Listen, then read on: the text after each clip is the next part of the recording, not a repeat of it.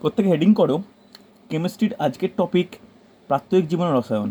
ওকে, অর্থাৎ আমরা কেমিস্ট্রিকে প্রাত্যহিক জীবনে বা দৈনন্দিন জীবনে কী হিসাবে ব্যবহার করি সেটা কিন্তু আজকের টপিক। ভালো করে দেখে নাও, এই টপিক থেকে কিন্তু এখনকার প্রত্যেকটা জেনারেল সায়েন্সের কোশ্চেনে এখান থেকে কিন্তু আসতে লক্ষ্য করা যায়। অর্থাৎ বেশিরভাগ ক্ষেত্রে মেডিকেল সায়েন্সে বা চিকিৎসা বিজ্ঞানে বিভিন্ন যে আমরা ভাগগুলো রয়েছে সেখানে কোন কোন ওষুধ বা কী কী ভাবে আমরা ব্যবহার করি সেইগুলো কিন্তু আজকের টপিক। ওকে, দেখো তাহলে একটা জিনিস প্রত্যেকে, আমি আর ডিটেলসে যাচ্ছি না, একদম ডাইরেক্ট টপিকে হয়ে যাচ্ছি। এটুকু বলতে পারি যে মানুষের যে প্রাত্যহিক জীবনে বিভিন্ন উদ্দেশ্য বা বিভিন্ন চিকিৎসার ক্ষেত্রে বিভিন্ন যে উপাদান বা বস্তু লাগে, এদেরকে রসায়নগত বা রসায়নের উপাদানগত দিক থেকে কিছু ভাগে ভাগ করা হয়েছে। যেমন ফার্স্ট, খুব গুরুত্বপূর্ণ, ফার্স্ট যে টপিকটা আমরা আলোচনা করব সেটা হচ্ছে অ্যানালজেসিক। প্রত্যেকে হেডিং করো অ্যানালজেসিক। অ্যানালজেসিক, কেউ বলতে পারবে অ্যানালজেসিক কী? কারো কোনো আইডিয়া আছে? বেঙ্গলি লিখে রাখতে পারো অ্যানালজেসিক। অ্যানালজেসিক কী, কারো কোনো আইডিয়া আছে? সায়নী বলা উচিত, তোমার বায়োলজি সাবজেক্ট ছিল, সেখানে কিন্তু এই টপিকগুলো মোটামুটি কাজে লাগে। অ্যানালজেসিক কী, ভালো করে শুনে রাখো। এই অ্যানালজেসিক হচ্ছে এমন একটা জিনিস যেগুলো সাধারণত ব্যথা বেদনা বা জ্বরকে দূর করে, সেটা হচ্ছে অ্যানালজেসিক, সাধারণ অ্যানালজেসিক। এই অ্যানালজেসিকের মোটামুটি দুটো ভাগ। কি কি? এর আন্ডারে 1 নম্বর লেখো, সবচেয়ে গুরুত্বপূর্ণ, অ্যান্টিপাইরেটিক, খুব ইম্পর্ট্যান্ট। অ্যান্টিপাইরেটিক, অ্যান্টিপাইরেটিক, ইংলিশ টার্মগুলো লিখে রাখো, কাজে লাগবে। অ্যান্টিপাইরেটিক। অ্যান্টিপাইরেটিক বলতে আমরা কি বুঝি?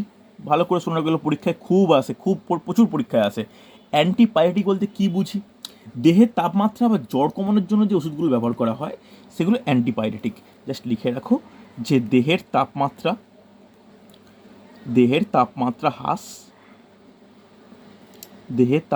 হ্রাস বা জ্বর কমানোর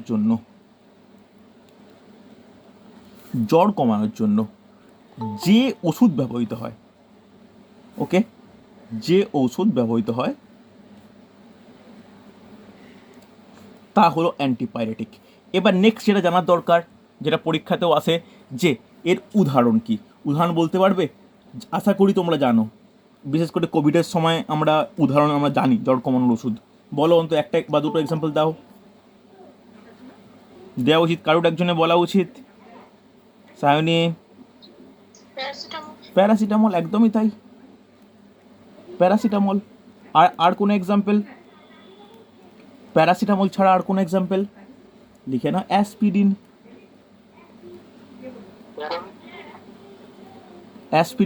এই নামগুলো কিন্তু খুব গুরুত্বপূর্ণ। এই হলো অ্যান্টিপাইরেটিক। অ্যান্টিপাইরেটিক হলো অ্যানালজেসিকের একটি ভাগ, অসুবিধা নেই। এই যে প্রথমের যে আমি আলোচনা করতে স্টার্ট করেছি যে কমন অ্যানালজেসিক, তার প্রথম ভাগ হচ্ছে অ্যান্টিপাইরেটিক। আর সেকেন্ড ভাগ কোনটা? 2 নম্বর ভাগ কোনটা? 2 নম্বর ভাগটা হচ্ছে বেদনাদায়ক অ্যানালজেসিক বা নর্মাল অ্যানালজেসিক। বেদনাদায়ক বা অ্যানালজেসিক। এর কাজ কি? দেখো, এর প্রধান কাজ কি? যেমন অ্যান্টিবায়োটিক যে কাজ, যেমন জ্বর কমানো, এর কাজ কি? সাময়িকভাবে, ভালো করে শোনো, সাময়িকভাবে দেহের বেদনাবোধ হ্রাস করা। মানে খুব ইম্পর্টেন্ট, সাময়িকভাবে, পার্মানেন্টলি নয় কিন্তু, লিখে নাও। সাময়িকভাবে দেহের ব্যথা বেদনা দূর করা।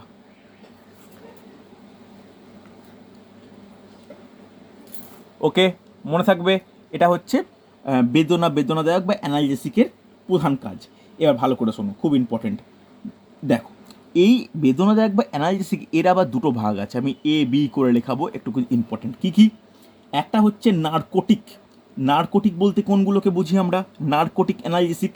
নার্কোটিক মানে যেগুলো আফিম থেকে প্রাপ্ত, ওকে, যেগুলো ইউজ করলে একটু ঘুম পেতে পারে, ওকে। আর নন নার্কোটিক বলতে কোনগুলো? এমন কিছু কিছু রয়েছে যেগুলো অ্যানালজেসিক ও অ্যান্টিপাইরেটিক উভয় হিসাবে কাজ করে, অর্থাৎ ব্যথা বেদনা, গায়ের ব্যথা বেদনা বা জ্বর কমানো উভয় ক্ষেত্রে ব্যবহার করা হয়, সেগুলোকে বলা হয় নন নার্কোটিক। সেগুলো আফিম থেকে প্রাপ্ত নয়। বুঝতে পারলে? চলো ফার্স্ট এর মধ্যে একটা হেডিং করো, নার্কোটিক। একটু ডিটেলসে বলে রাখছি, পরীক্ষার জন্য খুব ইম্পর্টেন্ট। নার্কোটিক ইংলিশ লিখে নাও, নার্কোটিক। এর একটা উদাহরণ লেখো যে কোডেইন। ওকে, অসুবিধা নেই। এবার জাস্ট একটা লিখে রাখো যে এই নার্কোটিক বলতে সেটা আফিমজাত, আফিমজাত। বুঝতে পারলে? তাহলে যে সমস্ত অ্যানালজেসিক আফিমজাত তাকে বলতে পারে নার্কোটিক অ্যানালজেসিক। এগুলো সেবন করলে প্রচুর পরিমাণে ঘুম পায়, বা একদম বলা যায় যে টানা 9 থেকে 12 ঘন্টা মানুষ ঘুমাতে সক্ষম। বোঝা গেছে? চলো, আরও বেশি হতে পারে। বি লিখে নাও যে নন নার্কোটিক।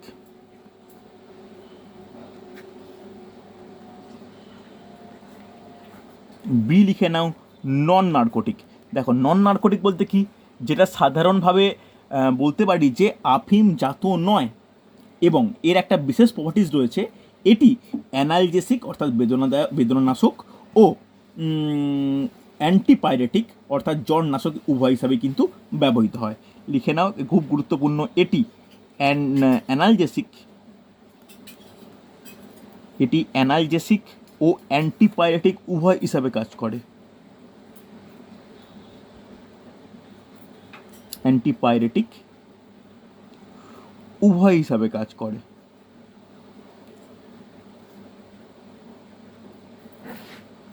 উদাহরণ কি বলতে পারি? একটু উদাহরণ জেনে নেওয়া দরকার। লিখে দেখো যে আইবুপ্রোফেন, আইবুপ্রোফেন, ওকে। ফিনাইল বিউটাজেন, নামগুলো ইম্পর্টেন্ট। ফিনাইল বিউটাজেন। দেখো, অনেকেই আছো এখানে যাদের হচ্ছে আপকামিং রেলের পরীক্ষা রয়েছে লেভেল 1। রেলের লেভেল 1 পরীক্ষায় কিন্তু জেনারেল সায়েন্সটা কিন্তু আলাদা করে 20 মার্কস রয়েছে। তো এই পার্টগুলো কিন্তু খুব ইম্পর্টেন্ট। এর সঙ্গে লিখে রাখো aspirin, aspirin, paracetamol.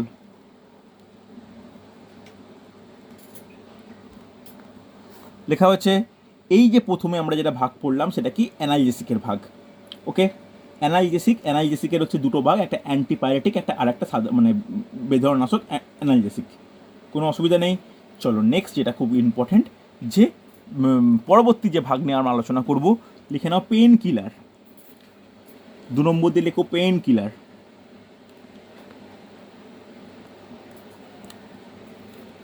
Pain killer, pain killer বলতে কি? দেখো, নাম শুনেই আমরা বুঝতে পারি যে কোনো ক্ষেত্রে ব্যথা বেদনা রোধ করার জন্য বা ব্যথা কমানোর জন্য বা সাময়িক অবচেতন করার জন্য কিন্তু এটা ইউজ করা হয়।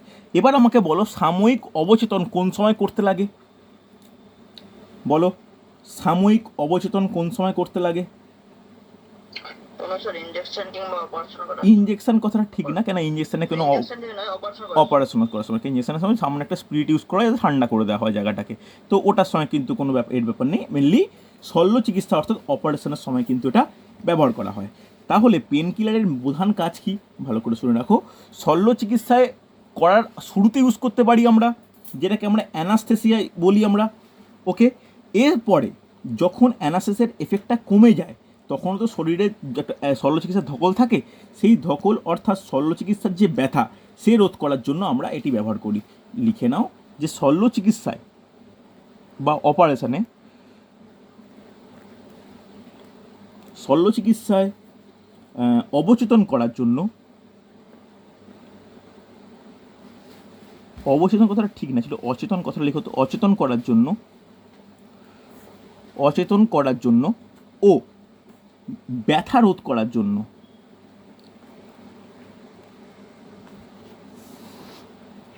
ব্যথা রোধ করার জন্য এটি ব্যবহার করা হয় বা এগুলি ব্যবহার করা হয়, যেটা লিখতে পারো। এটি ব্যবহার করা হয় বা এগুলি ব্যবহার করা হয়, অর্থাৎ পেন কিলার। ওকে, একটা জিনিস তোমরা মনে রাখো, পেন কিলার আর অ্যানালজেসিক এর দুটো কিন্তু আলাদা। তোমার নিশ্চয়ই অপারেশন করার সময় নিশ্চয়ই প্যারাসিটামল ব্যবহার করা হবে না যে ব্যথা কমানোর জন্য। আশা করি বুঝতে পারছো। যেগুলো কম ক্ষেত্রে সামান্য ব্যথা বা কোনো কিছু একটা সমস্যা, তখন আমরা অ্যানালজেসিক ব্যবহার করি। যখন সেই ব্যথাটা বা কোনো হিউজ পরিমাণে তো একটা সৃষ্টি হয় বা শরীরের বিভিন্ন অংশের সৃষ্টি হয় কোনো অ্যাক্সিডেন্টের কারণে, কোনো কারণে, তখন পেন কিলার ব্যবহার করি। পেন কিলার আর অ্যানালজেসিকের মধ্যে কিন্তু পার্থক্য আছে, এটা তোমরা একটু মনে রেখো। ওকে, চলো ভালো করে শোনো। এবার এরও আবার দুটো ভাগ। কি কি? একটা হচ্ছে শরীরকে যেগুলো অবশ করে, অবশ বলতে সাধারণ যে অ্যানাস্থেটিক যে পদার্থগুলো রয়েছে যেগুলো শরীরকে অবশ করে। ভালো করে শোনো, এই পেন কিলারের দুটো ভাগ আছে। একটাকে ভাগ বলা হয় কমন অ্যানাস্থেটিক আর একটা বলা হয় লোকাল অ্যানাস্থেটিক। লিখে নাও, একটা সাধারণ অ্যানাস্থেটিক, নোট ডাউন করো।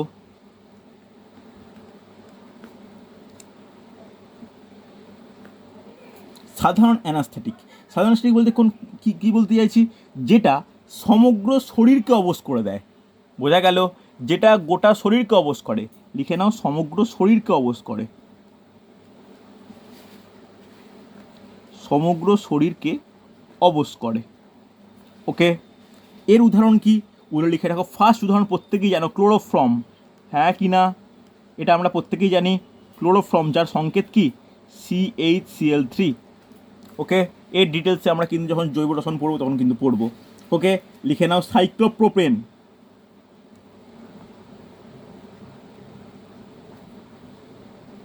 সাইক্লোপ্রোপেন। লাস্ট লেখো নাইট্রাস অক্সাইড।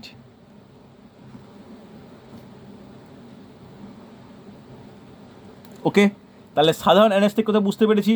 সাধারণ অ্যানাস্থেটিক মানে যে অ্যানাস্থেটিক বা যে পেনকিলারের প্রয়োগে সমগ্র শরীর অবশ হয়ে যায়, সেটি হচ্ছে সাধারণ অ্যানাস্থেটিক। তার এক্সাম্পল বললাম। এরপরে পেনকিলারের সেকেন্ড যেটা ভাগ সেটাকে বলে লোকাল অ্যানাস্থেটিক। লোকাল অ্যানাস্থেটিক বলতে কি বুঝি বলা উচিত একটু, অনেকেরই আইডিয়া কম বেশি আছে। দেখি কে বলতে পারো, লোকাল অ্যানাস্থেটিক বলতে কি বুঝি? একটি সাধারণ অ্যানাস্থেটিক আর একটি লোকাল অ্যানাস্থেটিক, বলতে পারবে? কারো কোনো আইডিয়া আছে লোকাল অ্যানাস্থেটিক কি? চেষ্টা করো প্রত্যেকে। অর্পিতা, সায়নী। একদমই তাই, ভেরি গুড। তাহলে যেখানে শরীরের বিশেষ কোনো অংশের ব্যথা উপশম করার জন্য ব্যবহৃত হয়। বুঝতে পারলে?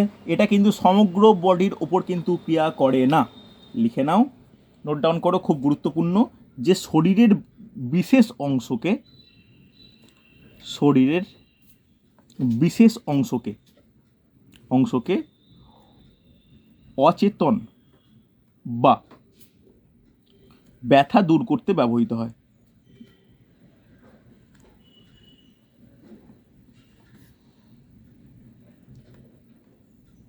ওকে, নোট ডাউন করেছো প্রত্যেকে? খুব গুরুত্বপূর্ণ। এক্সাম্পল লিখে নাও, দুটো এক্সাম্পল কিন্তু ইম্পর্টেন্ট। একটা হচ্ছে জাইকোলেন, একটা হচ্ছে জাইকোলেন, ফার্স্ট এক্সাম্পল। আর সেকেন্ড এক্সাম্পল লিখে রাখো ethyl chloride.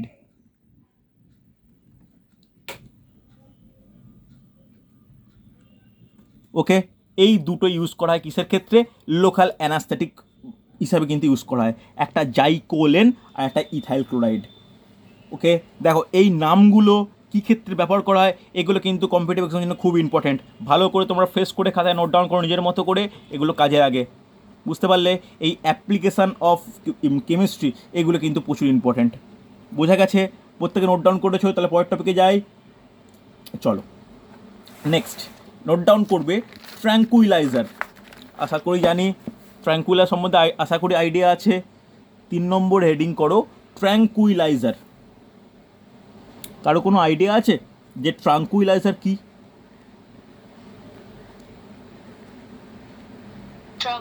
Very good, drug. ইংলিশটা ট্র্যাঙ্কুইলাইজারই বলে। একটু স্পেলিংটা লিখে রাখো, কম্পিটিটিভ এক্সামের ক্ষেত্রে কাজে লাগে।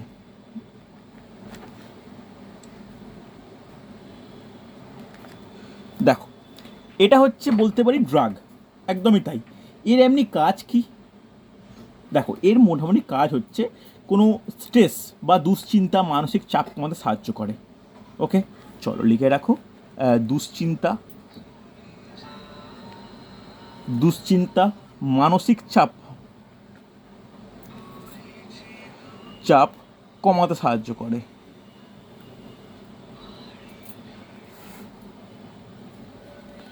ওকে, অসুবিধা নেই। এটা হচ্ছে ট্রাঙ্কুইলাইজারের প্রধান কাজ। এবার এর এক্সাম্পল কিন্তু আমাদের পড়তে হবে। এক্সাম্পল কি কেউ বলতে পারো একটা এক্সাম্পল? লিখে রাখো ভেরোনাল। এই এক্সাম্পলগুলো খুব ইম্পর্টেন্ট, প্রত্যেক খাতায় ফ্রেশ করে লিখে রাখো, কাজে লাগবে। ভেরোনাল, লুমিনাল, লুমিনাল, সেকুনাল প্রভৃতি। ওকে, এটা হচ্ছে ট্রাঙ্কুইলাইজার। তাহলে ট্রাঙ্কুইলাইজারের কাজ কি? দুশ্চিন্তা, মানসিক চাপ, অবসাদ কমাতে কিন্তু সাহায্য করে। বোঝা গেছে? চলো নেক্সট নেক্সট কিন্তু খুব ইম্পর্টেন্ট, লিখে রাখো 4 নম্বর, যে অ্যান্টিসেপটিক।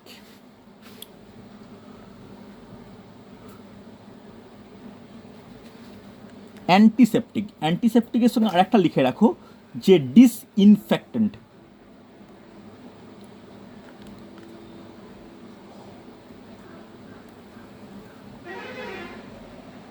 ডিসইনফেক্টেন্ট। ওকে, এই দুটো কিন্তু খুব ইম্পর্টেন্ট। দেখো দুটোকে একসঙ্গে কেন লেখালাম? দুটো কিন্তু সাময়িকভাবে বা কিছুটা পরস্পরের সঙ্গে মিল রয়েছে। দেখো প্রত্যেকটা কিন্তু ইংলিশ ওয়ার্ড, যদি ইংলিশ লিখতে বললাম কিন্তু লিখে রাখছি, যদি ইংলিশও লিখে রাখো তো লিখে রাখো অ্যান্টিসেপটিক অ্যান্ড ডিসইনফেক্টেন্ট।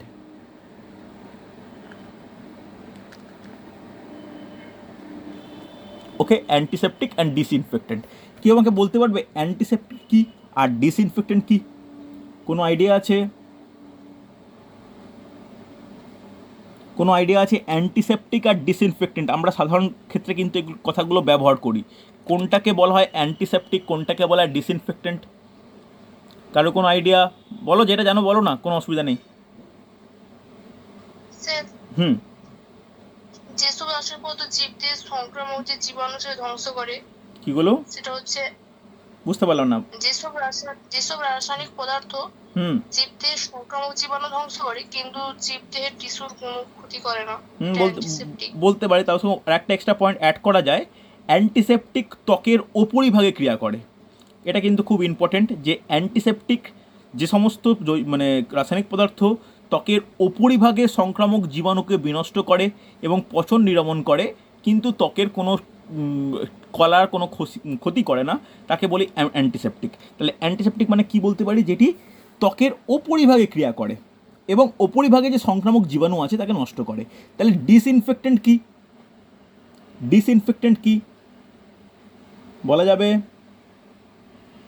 কারো কোনো আইডিয়া আছে? ডিসইনফেক্টেন্ট দেখো আমরা কিন্তু ব্যবহার করি। দেখো ডিসইনফেক্টেন্ট বলতে এটা কিন্তু আমাদের শরীরের ওপর ব্যবহার করা হয় না, এমনি চারিদিকে বিভিন্ন ক্ষেত্রে যদি অ্যাপ্লাই করলে যদি কোনো ক্ষতিকর জীবাণুকে আমরা নষ্ট করতে পারি, সেগুলো হচ্ছে ডিসইনফেক্টেন্ট।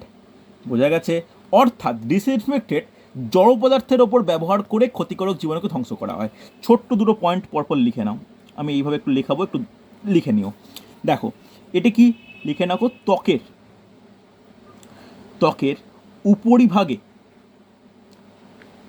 ত্বকের উপরিভাগে সংক্রামক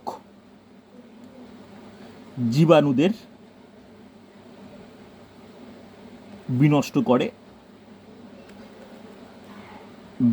করে ও পচন রোধ করে। লিখেছো? এই হলো অ্যান্টিসেপটিক। আর ডিসইনফেক্টেন্ট কি? লিখে রাখো, জড় পদার্থের ওপর ক্রিয়া করে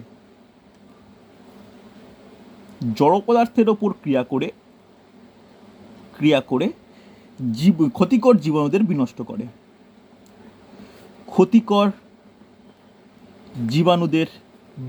করে।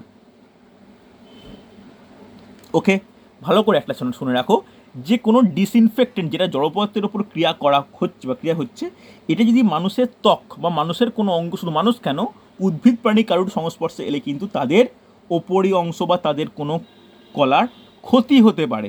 এটা কিন্তু খুব ইম্পর্ট্যান্ট, বুঝতেই পারছো?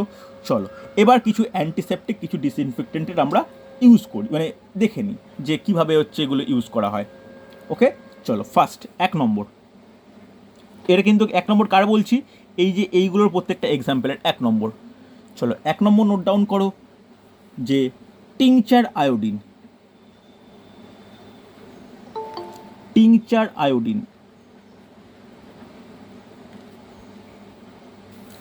টিংচার আয়োডিন কি?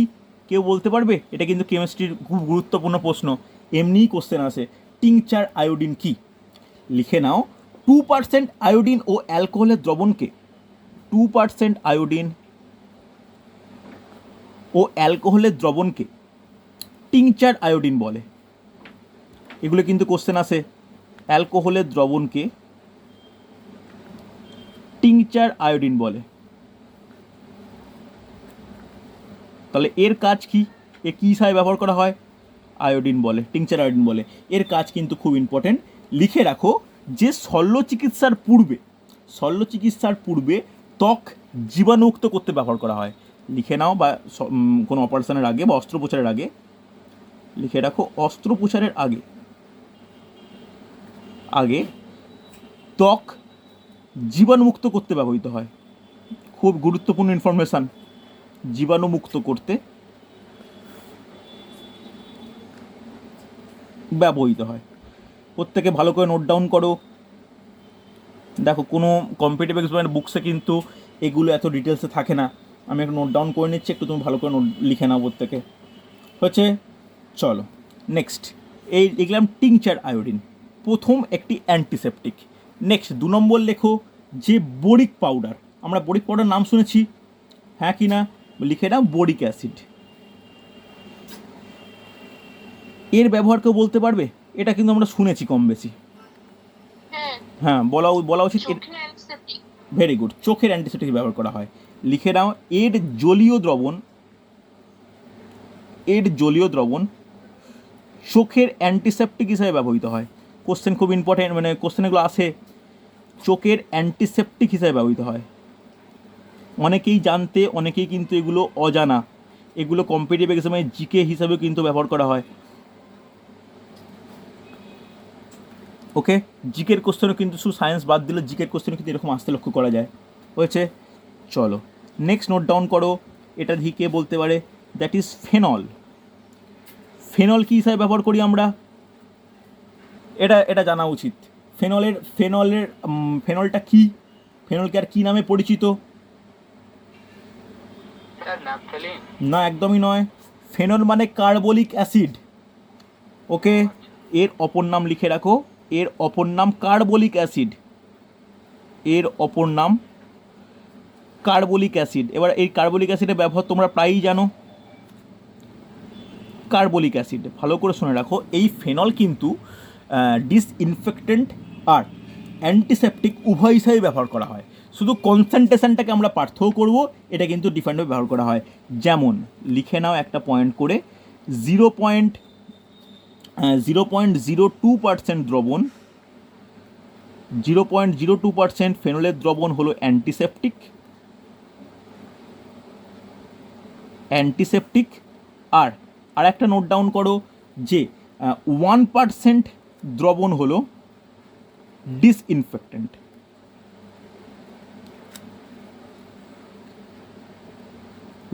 লেখা হয়েছে প্রত্যেকের? হয়েছে না হয়নি? এই দুটো কিন্তু খুব গুরুত্বপূর্ণ, যে 0.02% দ্রবণটাকে আমরা অ্যান্টিসেপটিক বলি, আর 1% দ্রবণটাকে আমরা ডিসইনফেক্টেন্ট বলি। কোনো অসুবিধা নেই। এই হলো আমাদের মোটামুটি যে অ্যান্টিসেপটিক বা যেগুলো জানার দরকার সেইগুলো আমি পরিষ্কার বলে রাখলাম। হচ্ছে যে অ্যান্টিসেপটিক আর ডিসইনফেক্টেন্টের পার্থক্য কী, বা 3টে মোটামুটি এক্সাম্পল। দেখো, এছাড়া অনেক এক্সাম্পলই আছে, তোমরা যদি আরও কোনো জায়গায় কোনো তথ্য পাও, এরপরে 3 নম্বর পরে 4-5 হিসাবে অ্যাড করে রাখতে পারো। ওকে, কোনো অসুবিধা নেই। চলো নেক্সট, প্রত্যেকে নোট ডাউন করবে 5 নম্বর, অ্যান্টিমাইক্রোবিয়াল। নোট ডাউন করো 5 নম্বর, গুরুত্বপূর্ণ। 5 নম্বর প্রত্যেকে হেডিং করো অ্যান্টিমাইক্রোবিয়াল। অ্যান্টিমাইক্রোবিয়াল কাকে বলে? অ্যান্টিমাইক্রোবিয়াল কথাটা শুনে কি মনে হচ্ছে? কেউ একজন বলা উচিত। অ্যান্টিমাইক্রোবিয়াল কথাটা শুনে কি মনে হচ্ছে? বলা উচিত। দেখো, ব্যাকটেরিয়া ও ভাইরাস ঘটিত রোগ নিরাময়ের ক্ষেত্রে ব্যবহার হয়। লিখে নাও, ব্যাকটেরিয়া ও ভাইরাস ঘটিত রোগ নিরাময় ব্যবহৃত হয়।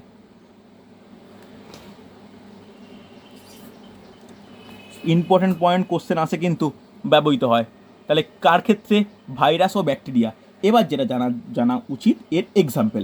দেখো এর এক্সাম্পল কি কি লিখে রাখো। সালফাডায়াজিন।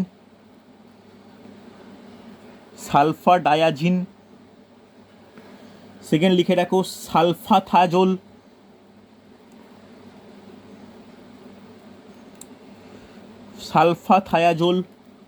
নেক্সট নোট ডাউন করো সালফা অ্যাসিটামাইড। দেখো তোমাদের নামগুলো হয়তো একটু খটোমটো লাগছে, কিন্তু এগুলো পড়তে হবে। এবার একটা জিনিস লক্ষ্য করে দেখো, এই যে অ্যান্টি মাইক্রোবিয়ালের তিনটে এক্সাম্পল বললাম, তিনটে এক্সাম্পলে শুরু হলো সালফা দিয়ে, অর্থাৎ সালফার হলো এই সমস্ত ড্রাগের বা এই সমস্ত ওষুধের একটি গুরুত্বপূর্ণ উপাদান। সেই কারণে অ্যান্টি মাইক্রোবিয়ালকে বলা হয় সালফার ড্রাগ। ওকে, খুব গুরুত্বপূর্ণ কিন্তু কোশ্চেন আসতে লক্ষ্য করা গেছিল যে সালফার ড্রাগের ব্যবহার কি। দেখো সালফার ড্রাগও যা, অ্যান্টি মাইক্রোবিয়ালও তাই। এটা যেন তোমার কনফিউজ না বা ডাউট যেন না হয়ে যাও। ওকে, অসুবিধা থাকলে বলবে আমাকে। বুঝতে পারলে? চলো নেক্সট 6 নম্বর নোট ডাউন করো অ্যান্টিবায়োটিক। এই কথাটা প্রায় আমরা খুব কম বেশি শুনে থাকি। অ্যান্টিবায়োটিক কি? কারো কোনো আইডিয়া? এটা কিন্তু বলা উচিত। Antibiotic, ANTIBIOTICS। অ্যান্টিবায়োটিক কি? দেখি কে বলতে পারো। অ্যান্টিবায়োটিক বলতে আমরা কি বুঝি বলো? কোন রোগের বিরুদ্ধে প্রতিরোধক। একদমই তাই। যে সমস্ত ওষুধ বা যে সমস্ত ড্রাগ কোনো রোগের মানে শরীরের মধ্যস্থ কোনো রোগ সৃষ্টিকারী বিভিন্ন জীবাণুর বিরুদ্ধে কাজ করে, তাকে বলা হয় কি? তাকে বলা হয় হচ্ছে অ্যান্টিবায়োটিক। এবার যেটা কোশ্চেন আসে, এবার কিন্তু একটা কোশ্চেন আসে অ্যান্টিবায়োটিক নিয়ে, যেটা কোন বিজ্ঞানী সর্বপ্রথম অ্যান্টিবায়োটিক আবিষ্কার করেন? বলতে পারবে? এটা কিন্তু আশা করব তোমরা জানো। কোন বিজ্ঞানী? Alexander Fleming. কত সাল? কি তৈরি করেন? দেখো ভালো, 1919 সালে আলেকজান্ডার ফ্লেমিং পেনিসিলিয়াম নোটেটাম নামক ছত্রাক থেকে পেনিসিলিন অ্যান্টিবায়োটিক আবিষ্কার করেন। ওকে, লিখে নাও যে 1929 সালে আলেকজান্ডার ফ্লেমিং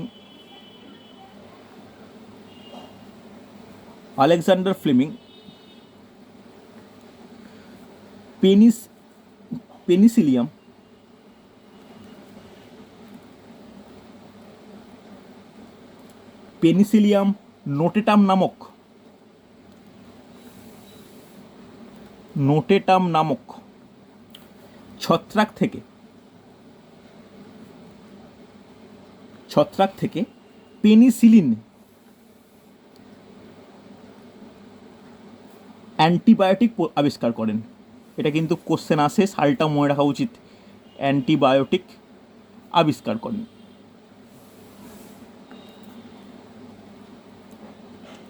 ওকে, হয়েছে। এবার যেটা আমাদের জানার দরকার যে অ্যান্টিবায়োটিক যে বিভিন্ন রকম রয়েছে, এই অ্যান্টিবায়োটিককে মোটামুটি তাদের কার্যগত দিক থেকে দুটো ভাগে ভাগ করা হয়। তাহলে বলতে পারি যে অ্যান্টিবায়োটিক দুই প্রকার। এক প্রকার লিখে রাখো, খুব গুরুত্বপূর্ণ, যে ব্যাকটেরিসাইডল। নোট ডাউন করো, ব্যাকটেরিসাইডল। ওকে, ব্যাকটেরিসাইডল বলতে কি বুঝি? যেখানে শরীর মধ্যস্থ রোগ সৃষ্টিকারী সূক্ষ্ম জীবাণু ধ্বংস করা হয়। ওকে, লিখে নাও, শরীর মধ্যস্থ রোগ সৃষ্টিকারী সূক্ষ্ম জীবাণুদের ধ্বংস করা হয়। ওকে, এটা কি বলে? এটাকে বলে ব্যাকটেরিসাইডল। এক্সাম্পল কি? এক্সাম্পল হচ্ছে, লিখে নাও যে পেনিসিলিয়াম বা পেনিসিলিন, এটা হচ্ছে ব্যাকটেরিসাইডল। সেকেন্ড কি? লিখে রাখো ব্যাকটেরিওস্ট্যাটিক। সেকেন্ড যে অ্যান্টিবায়োটিকের আমরা ভাগ পড়বো সে লিখে রাখো ব্যাকটেরিওস্ট্যাটিক।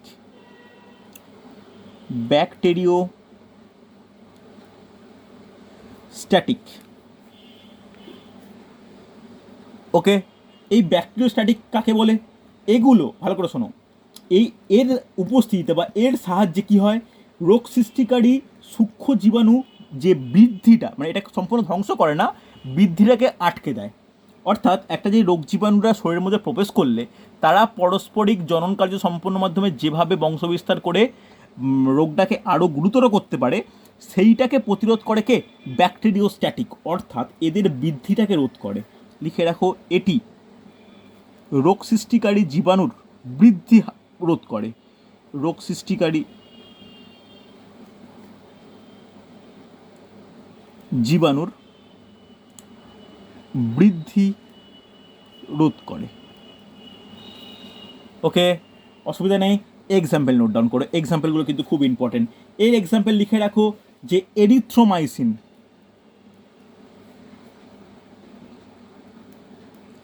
এরিথ্রোমাইসিন। আর কি বলতে পারি একটা এক্সাম্পল, লিখে রাখো অ্যাম্পিসিলিন।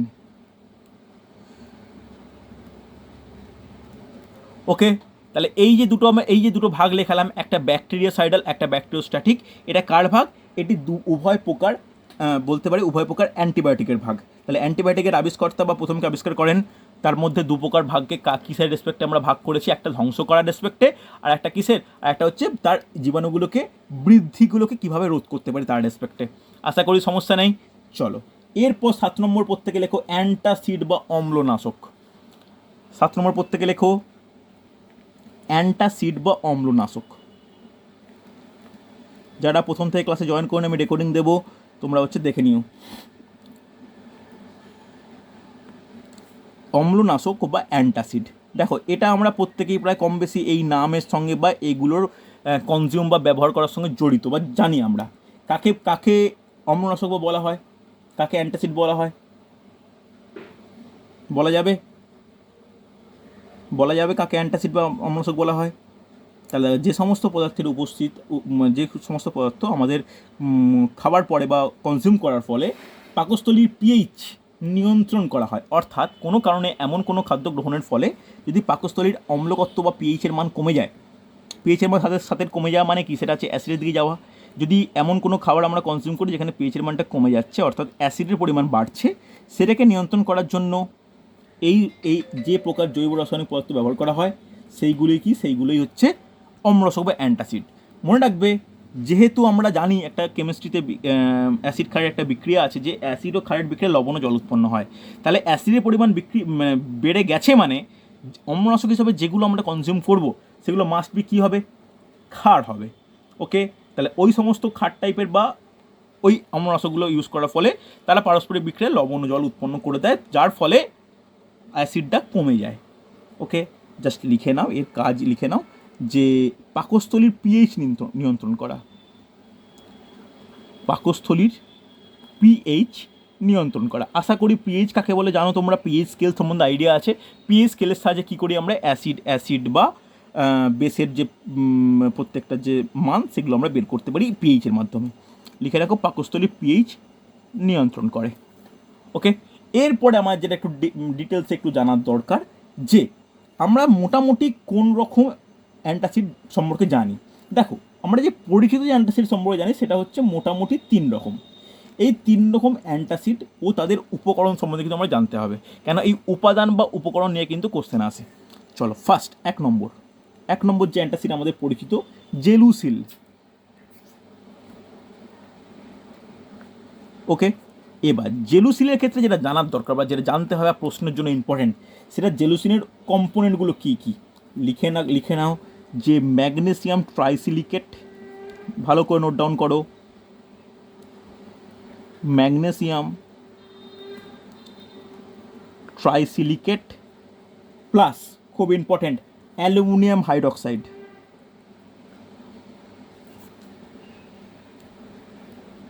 Aluminium hydroxide. ওকে, এটা কি? এটা হলো জেলুসিলের দুটি উপাদান হচ্ছে। নেক্সট নোট ডাউন করো 2 নম্বরে যে ডাইজিন।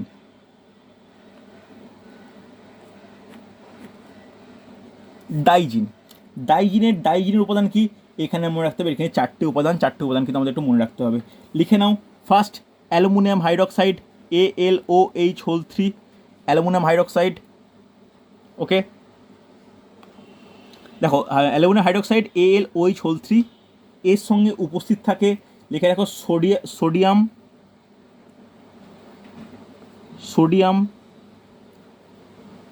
কার্বক্সি, নামগুলো একটু তোমাদের সমস্যা করতে পারে, কার্বক্সি মিথাইল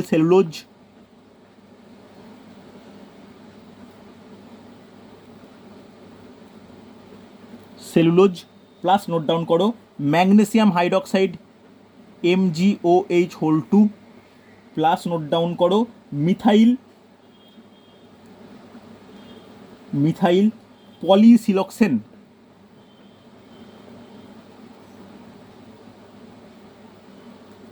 ওকে, এই হলো ডাইজিনের চারটে উপাদান। এই নামগুলো কিন্তু মনে রাখতে হবে। তাহলে জেলুসিলে কী থাকে? Magnesium trisilicate plus aluminium hydroxide. ডাইজিনে কী থাকে? Aluminium hydroxide plus sodium carboxy methyl cellulose plus aluminium hydroxide plus methyl polysiloxane. কোনো অসুবিধা নেই। লাস্ট নোট ডাউন করো 3 নম্বর যে আমাদের পরিচিত যে অ্যান্টাসিড আমরা ব্যবহার করি, লিখে রাখো ডায়োভেল।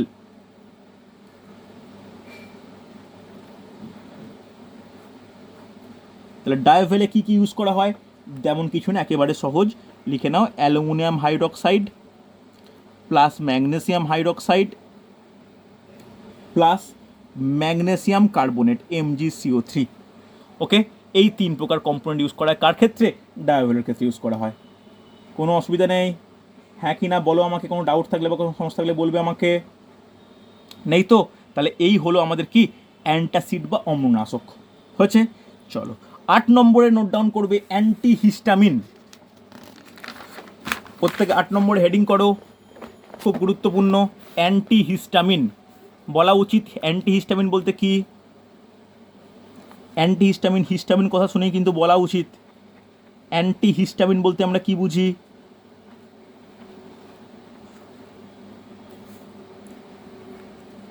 কেউ একজন বলা উচিত। আমি কিন্তু তাদেরকে ব্লাড পড়ানো হয়ে গেছে, তোমাদের যখন ব্লাড পড়ানো হয়ে গেছে অ্যান্টিহিস্টামিন সম্পর্কে জানা উচিত। অ্যান্টিহিস্টামিন কি? নোট ডাউন করো, খুব গুরুত্বপূর্ণ, যে হিস্টামিন দ্বারা সৃষ্ট শরীরের অ্যালার্জি রোগ প্রতিরোধ করে। হিস্টামিন দ্বারা সৃষ্ট শরীরের অ্যালার্জি রোগ প্রতিরোধ করে, শরীরের অ্যালার্জি প্রতিরোধ করে।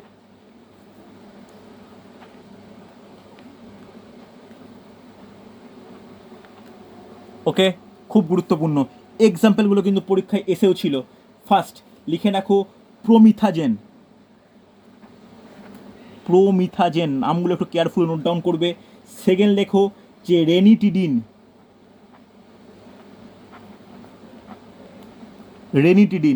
এগুলো কিন্তু খুব ইম্পর্ট্যান্ট।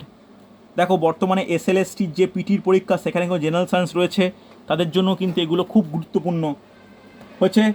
চলো, এই হলো হচ্ছে অ্যান্টিহিস্টামিন। হিস্টামিন শুনেই মনে রাখবে, হিস্টামিন কী সৃষ্টি করে? অ্যালার্জি রোগ সৃষ্টি করে।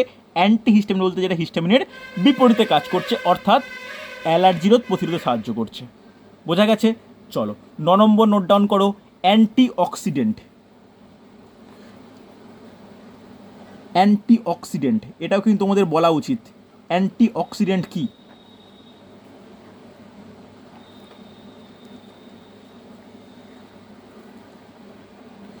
অ্যান্টিঅক্সিডেন্ট কি কেউ বলতে পারবে? লিখে নাও। যে শুনে রাখো যে খাদ্যদ্রব্যের ওপর অক্সিজেনের প্রভাব নিয়ন্ত্রণ করে যদি পচন রোধ করতে হয়, তখন যে সমস্ত পদার্থ মেশানো উচিত সেগুলো কি অ্যান্টিঅক্সিডেন্ট বলা হয়। অর্থাৎ ভালো করে শুনে রাখো, বায়ুমণ্ডলে অক্সিজেন আছে প্রায় 20%। কোনো খাদ্যদ্রব্য রেখে দিলে বায়ুমণ্ডলের অক্সিজেন সেই খাদ্যদ্রব্যের সঙ্গে বিক্রিয়া করে সেই খাদ্যটাকে পচিয়ে দেয়।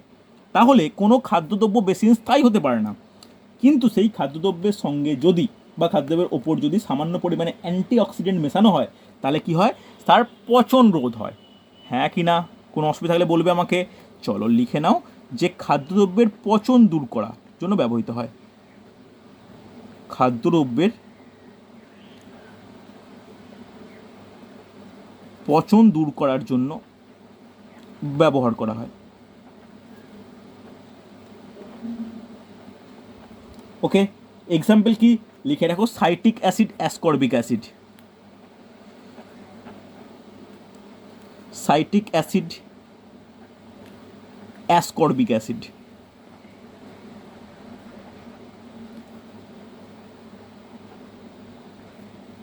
ওকে, নোট ডাউন করেছো? এটা হচ্ছে অ্যান্টি অক্সিডেন্ট, বোঝা গেছে? ওকে, কোনো অসুবিধা থাকলে বলবে আমাকে। চলো এবার একটা জিনিস মনে রাখো, শুধুমাত্র অ্যান্টি অক্সিডেন্ট হিসাবে যে এই সাইট্রিক অ্যাসিড যা লেবু থেকে পাওয়া যায়, অ্যাসকর্বিক অ্যাসিড যা তেঁতুল আমলকি থেকে পাওয়া যায়, তা কিন্তু নয়। অনেক কিছু পদার্থ ব্যবহার করা হয়। ভালো করে শুনে রাখো, একটা এক্সট্রা পয়েন্ট করে লিখে রাখো যে যদি এটা আমরা ঘরোয়া ক্ষেত্রে এগুলো ব্যবহার করতে পারছি, কিন্তু কোনো ইন্ডাস্ট্রিয়াল ক্ষেত্রে যেখানে হিউজ পরিমাণ খাদ্য সংরক্ষণ করা প্রয়োজন, সেখানে কি এইগুলো সাফিসিয়েন্ট? একদমই নয়। সেখানে ভালো করে শুনে রাখো, ভারতবর্ষে সরকারিভাবে 2টি সংরক্ষণকারী রাসায়নিক ব্যবহারের অনুমতি দেওয়া হয়। ওকে, লিখে নাও যে ভারতে 2টি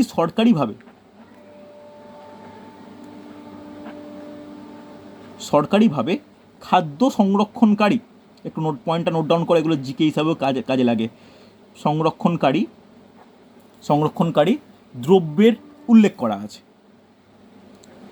দ্রব্যের উল্লেখ আছে।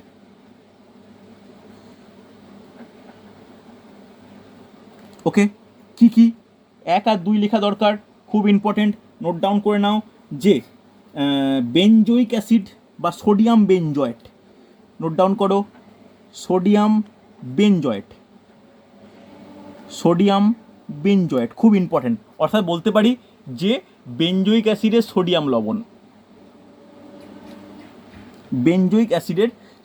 লবণ। ওকে, আর একটা নোট ডাউন করো, এটা কিন্তু খুব গুরুত্বপূর্ণ, এই কোশ্চেনটা এসেও ছিল, লিখে নাও যে সোডিয়াম মেটাবাইসালফেট।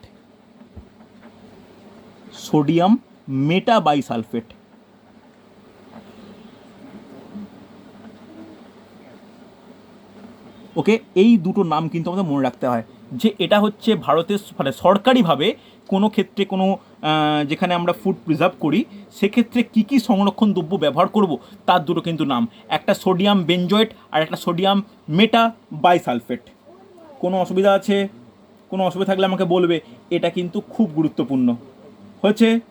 চলো, এই হলো আজকের টোটাল আমার টপিক, যে টপিক আমি ডিসকাস করলাম, যে বিভিন্ন ভাগ হিসাবে একদম antipyretic, pain killer, antimicrobial, disinfectant, tranquilliser সহ একদম অ্যান্টি অক্সিডেন্টের বিভিন্ন প্রয়োগ ও বিভিন্ন এক্সাম্পল। ওকে, দেখো এই টপিকটা কিন্তু এখানেই শেষ হচ্ছে না, একদিনে শেষ করা যাবে না, কেন প্রচুর তথ্য আছে। এর পরের দিন যেটা আমরা আলোচনা করব সেটা হচ্ছে যে এমন কোনো পদার্থ যেগুলো ময়লা দূর করে, যেমন সাবান ও ডিটারজেন্ট। এই সাবান ও ডিটারজেন্টের কেন দুটোকে আলাদা করা হয়, বা খাদ্যের ক্ষেত্রে কোন কোন পদার্থ খাদ্যের কৃত্রিমভাবে মিষ্টতাকে বৃদ্ধি করে, ক্যালোরির পরিমাণ বা কোলেস্ট্রলের পরিমাণকে একই রেখে কিভাবে মিষ্টির পরিমাণটাকে বাড়ায়, এগুলো কিন্তু আমরা পরবর্তী ক্ষেত্রে আলোচনা করব। ওকে, এছাড়া বিভিন্ন ক্ষেত্রে, বার্নিশের ক্ষেত্রে, ক্রিমে, পারফিউমে, চুলের জেলে বা নেল পালিশে মোছার ক্ষেত্রে কোন কোন রাসায়নিক পদার্থ ব্যবহার করা হয়, এইগুলো কিন্তু আমরা পরের দিন ডিসকাস করব। এই টপিকটা কিন্তু খুব ইম্পর্টেন্ট, আমি একটু ডেপথলি করাচ্ছি, যে কোনো কম্পিটিটিভ এক্সামের জন্য কিন্তু ইম্পর্টেন্ট। ভালো করে তোমরা কিন্তু নোট ডাউন করে নাও, হয়েছে? জাস্ট পরের সপ্তাহে যে কেমিস্ট্রি ক্লাসে আমি এই টপিকটা শেষ করব। ওকে, চলো আজকে এতটাই।